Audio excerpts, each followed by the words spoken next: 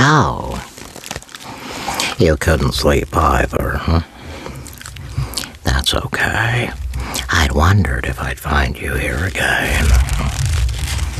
You know, the funny thing about tomorrow, it's never actually arrived. By the time it gets here, it insists on calling itself today.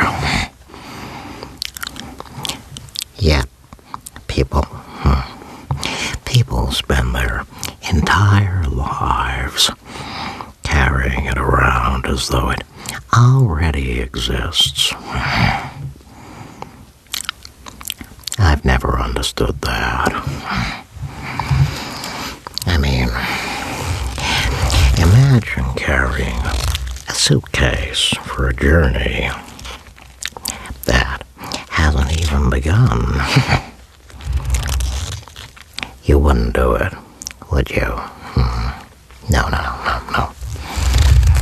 You see, people would stare, and then they'd ask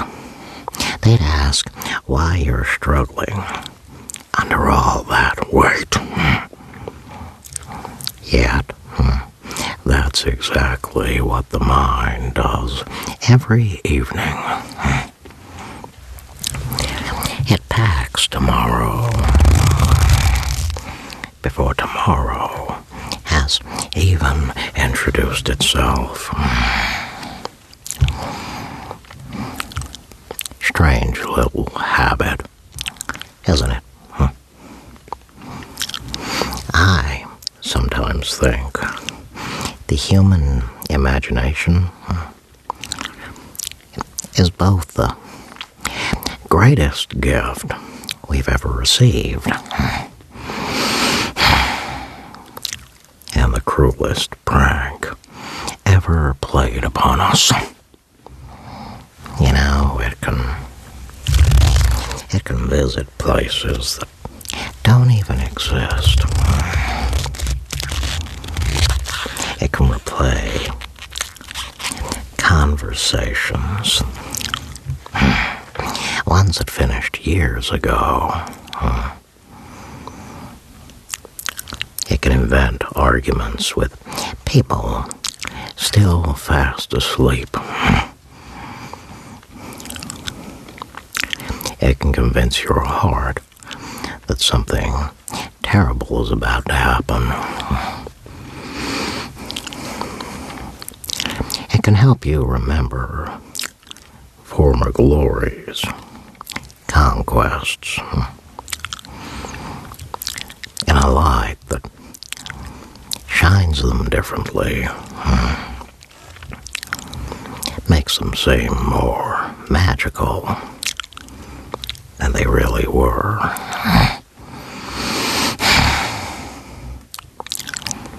All this simply because it imagined it all clearly enough. And the poor heart, it believes every story, every whispered possibility, every dreadful what if. I mean, it's no wonder it grows tired.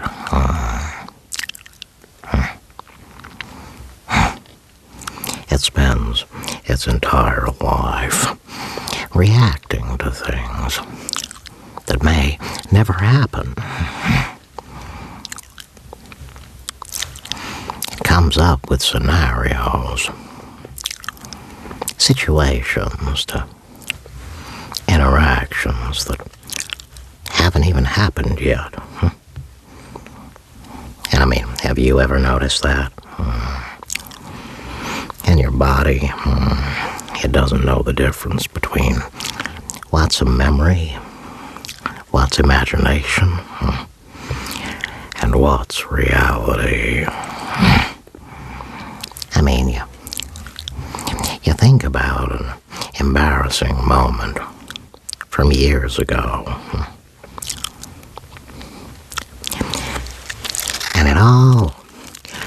makes your stomach tighten all over again.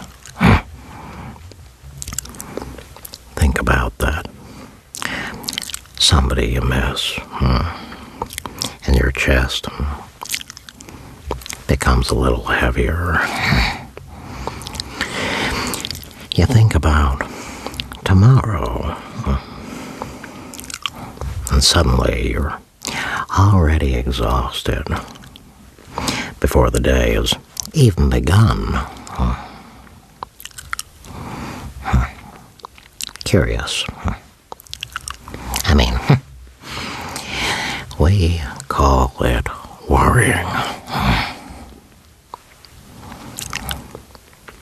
I wonder if worrying is simply the imagination forgetting it's supposed to create beauty as well as monsters.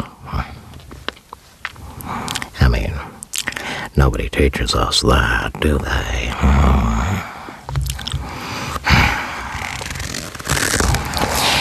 You see, as children, the imagination is celebrated. Look at the castle you've built.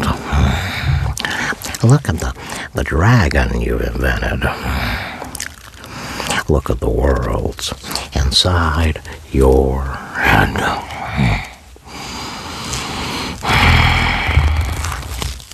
Well then, something changes, doesn't it?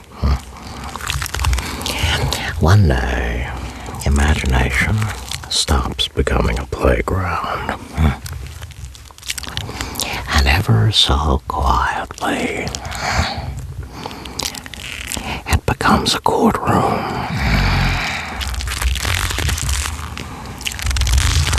Every possibility is put on trial. Every decision examined. Every mistake replayed before an audience that doesn't exist. And somewhere along the way, we stopped asking what wonderful thing could happen. And we started asking, what if everything goes wrong?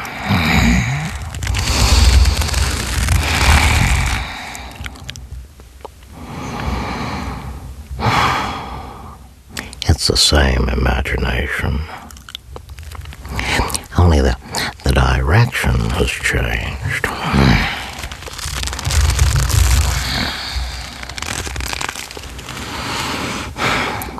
You know, I've often wondered why birds never seem anxious about sunrise. Trees, they never worry whether spring will remember them. Rivers don't lie awake wondering if they'll reach the sea.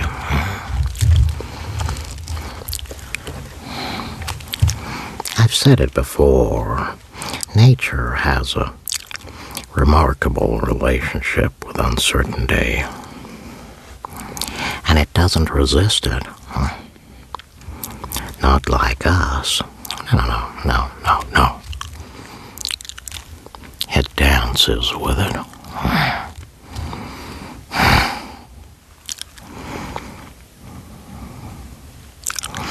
Only people demand guarantees from a universe that has never made promises.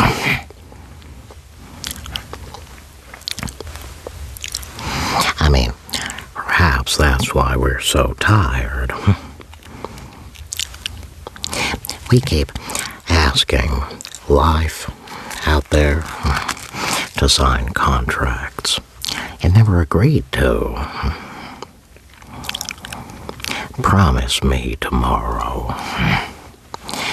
Please, please, please, promise me certainty. Promise me everything will work out exactly as I planned. Insanity. Ridiculous. Crazy. Life simply, it smiles. And it carries on flowing. Just like a river. And it's the rivers that I've always admired. I mean, they never argue with rocks. They simply find another way around them. I mean, imagine if people did that. Imagine how many sleepless nights would just disappear. If we stopped trying to move every obstacle, and we simply learn to flow around a few of them. You can't flow around all of them. No. Some of them move on purpose, just to see how you'll react. And in those situations, sometimes reacting isn't the best course, even if it would be the funniest. You know, I've realized something rather embarrassing about myself.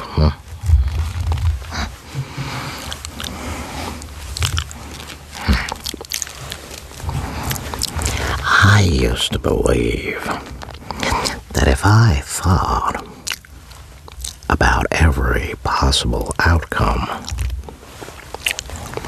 I'd somehow be prepared.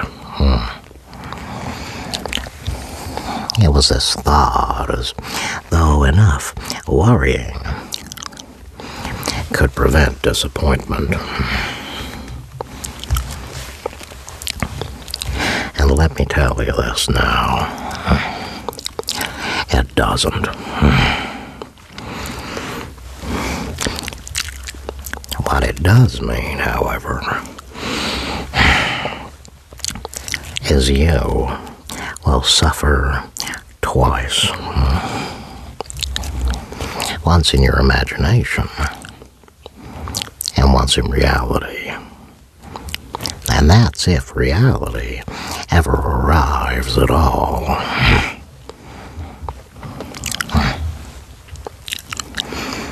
But then again, maybe suffering is what we need.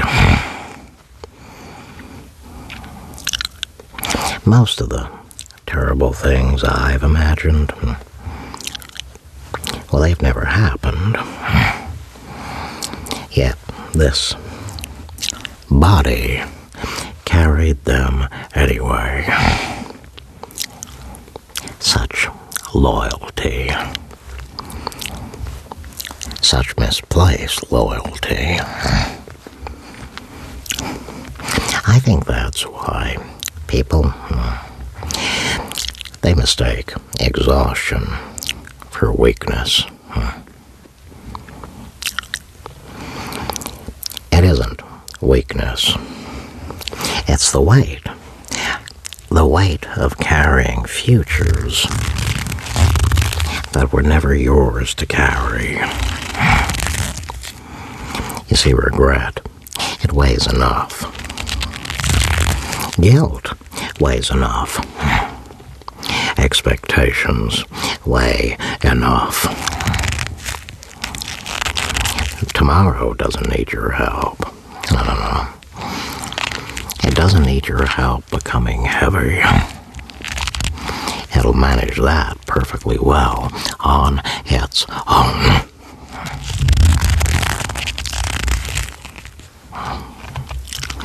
Perhaps tonight, just for tonight, put it down. Not forever. No. Just until morning. Let tomorrow carry itself while you borrow a few peaceful hours. After all, I have a suspicion it will still be waiting for you when the sun comes up. Usually is. Isn't it strange, though, how we trust the sunrise without checking whether it's signed a contract?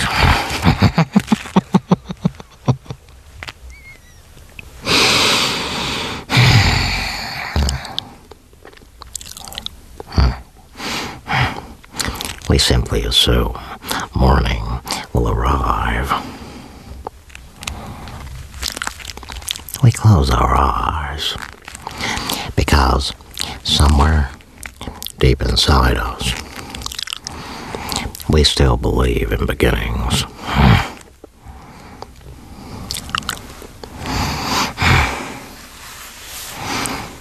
Maybe hope is like that.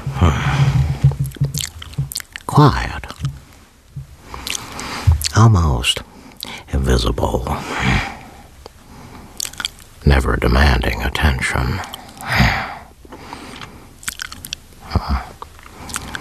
Hope doesn't knock the door down. It simply leaves the light on. Fear? Now that arrives shouting. Hope, it waits patiently by the window. That's probably why people miss it. They're listening for thunder, while hope arrives like the first bird singing before dawn.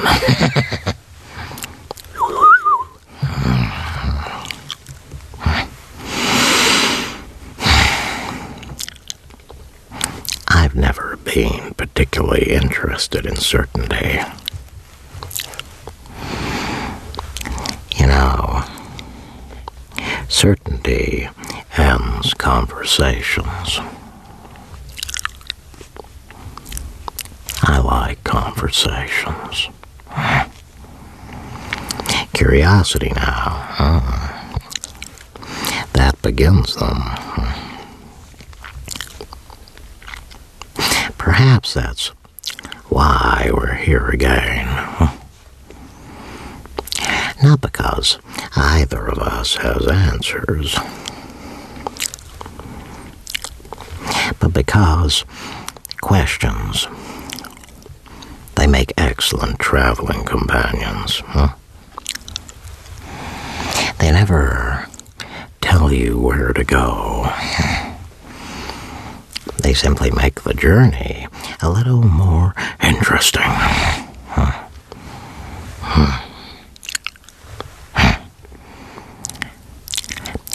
So, if tomorrow begins knocking at your thoughts before you're ready,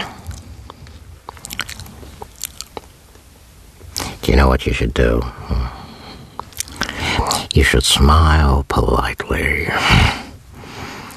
Thank it for its enthusiasm. And then remind it that tonight still belongs to you.